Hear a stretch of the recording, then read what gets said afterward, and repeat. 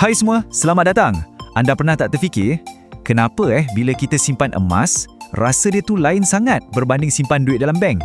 Hari ni, kita nak bongkar sikit pasal kuasa psikologi yang ada pada emas ni. Dan macam mana ia mungkin boleh jadi kunci untuk kita jadi lebih berdisiplin dalam bab kewangan. Okey, kita mulakan dengan soalan cepu emas ni. Kita semua kerja penat-penat, kumpul duit dalam bank, tapi kan, rasa macam duit tu ada lubang lah. Asyik bocor je. Guna sikit untuk tu, sikit untuk ni, tup-tup. Mana pergi duit aku? Pernah rasa macam ni tak? Kenapa agaknya ya? Untuk jawab soalan tu, inilah agenda kita. Mula-mula, kita tengok dilema simpanan tunai. Lepas tu, kita bongkar rahsia embosi emas, bandingkan emas dengan tunai dan lihat strategi untuk lindungi kekayaan. Kita juga akan sentuh bila masa yang sesuai untuk jual emas dan akhir sekali, kita tutup dengan satu kisah benar yang sangat inspiratif. Jom kita masuk bahagian pertama, dilema simpanan tunai. Kenapa duit kita ni senang sangat lesap? Inilah punca utamanya. Duit dalam bank tu, dia cuma nombor atas skrin kan? Jadi, bila kita tengok baki akaun dalam kepala kita, secara automatik rasa, banyak lagi ni, bolehlah belanja sikit. Akhirnya, sikit-sikit lama-lama jadi bukit hutang. Duit tu habis macam tu je sebab dia terlalu mudah diakses dan tak rasa real. Okey, sekarang jom kita beralih ke bahagian kedua. Kita nak tengok satu fenomena yang boleh kata agak pelik tapi sangat real yang selalu jadi pada orang yang simpan emas fizikal. Menurut sumber kita, bila seseorang tu dah mula simpan emas, ada satu benda aneh akan jadi. Ia bukan pasal untung rugi sangat, tapi lebih kepada perubahan sikap kita terhadap duit dan simpanan. Apa agaknya benda pelik tu? Inilah dia. Walaupun harga emas tengah naik mencanak-canak dan ada peluang nak buat untung, kebanyakan penyimpan emas sejati ni, dia rasa berat hati sangat nak jual. Rasa sayang tu lebih kuat. Pelik kan? Kalau simpanan tu naik, kita selalu cari alasan nak belanjakan. Emas pula, kita cari alasan untuk simpan lagi. Jadi, apa sebenarnya beza utama dari segi psikologi bila kita pegang emas fizikal berbanding simpan duit dalam bank? Jom kita tengok pertembungan ni. Paparan ni dah ringkaskan segalanya. Sebelah kiri, wang tunai.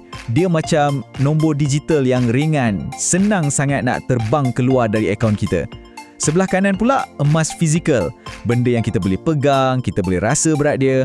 Benda inilah yang wujudkan satu ikatan emosi, satu rasa sayang yang buat kita fikir 2-3 kali sebelum lepaskan dia. Konsep ni kita boleh panggil rasa sayang aset. Ia adalah ikatan emosi yang terbina bila kita miliki sesuatu yang fizikal. Dan rasa sayang inilah yang bertindak macam satu sistem disiplin automatik. Ia jadi perisai yang halang kita dari belanja boros dan inilah yang bantu kekayaan kita bukan saja bertahan tapi makin bertambah. Okey, bila kita dah faham pasal psikologi ni, macam mana pula kita nak guna emas sebagai satu strategi atau perisai untuk lindungi hasil titik peluh kita? Jom kita tengok bahagian 4. Ini poin yang paling penting sekali. Tolong ingat ya, tujuan utama kita simpan emas bukanlah untuk trading, bukan untuk jual beli harian nak kejar untung sikit-sikit. Sebaliknya, emas ni adalah alat untuk kita kaliskan hasil kerja keras kita daripada susut nilai akibat inflasi atau daripada kita terbelanja sesuka hati. Jadi, strategi yang paling berkesan sebenarnya mudah je. Terus beli dan tambah simpanan emas secara konsisten. Sikit-sikit pun tak apa. Niat utama kita adalah untuk simpan jangka panjang, bukan untuk jual bila harga naik sikit. Mesti ada yang tertanya-tanya, habis tu maksudnya tak boleh jual langsung ke? Bukan macam tu. Sebenarnya ada 3 pengecualian penting yang kita perlu tahu. Ini dia 3 situasi yang membolehkan kita jual emas simpanan kita. Pertama, bila betul-betul terdesak dan ini pun hanya selepas semua dana kecemasan kita dah habis guna. Kedua, bila kita nak tukarkan emas tu kepada aset fizikal besar yang lain, contohnya nak beli rumah atau tanah. Dan yang ketiga, untuk langsaikan hutang-hutang jahat macam hutang kad kredit atau personal loan dengan lebih cepat. Nak tahu tak macam mana strategi ni berfungsi dalam dunia nyata? Jom kita tengok satu kisah benar ni. Sebagai bukti yang strategi ni memang menjadi. Kisah ini bermula dengan simpanan sebanyak 5 dinar emas je. Sikit kan? Tapi ia dikumpul dengan konsisten dari masa ke semasa.